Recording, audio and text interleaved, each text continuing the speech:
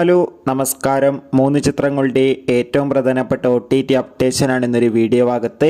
ആദ്യമായി അറിയിക്കാൻ പോകുന്നത് കിൽ എന്ന ഹിന്ദി ചിത്രം ആമസോൺ പ്രൈം വീഡിയോസ് എന്ന OTT പ്ലാറ്റ്ഫോമിലൂടെ OTT റിലീസ് ചെയ്തിരിക്കുകയാണ്.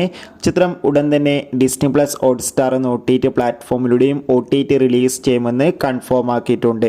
റോഷൻ മാത്യു, ദർശന രാജേന്ദ്രൻ എന്നൊക്കെ പ്രധാന കഥാപാത്രങ്ങളായ ചിത്രമായിരുന്നു പാരഡൈസ്. ചിത്രത്തിന് ഒരു ആവറേജ് അല്ല മികച്ച അഭിപ്രായം തന്നെ സ്വന്തമാക്കാൻ വേണ്ടി സാധിച്ചിട്ടുണ്ടായിരുന്നു.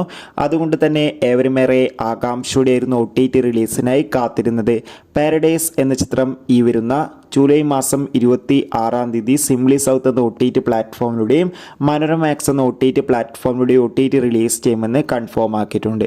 ഊർവശി, പാർവതി എന്നൊക്കെ പ്രധാന കഥാപാത്രങ്ങളായ ചിത്രമായിരുന്നു ഉള്ളൊഴുക്ക്.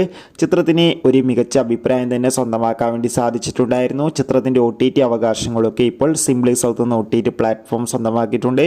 ചിത്രം അടുത്ത ഓഗസ്റ്റ് മാസമായിരിക്കും OTT റിലീസ് ചെയ്യുക. കാത്തിരിക്കാം. Bye bye.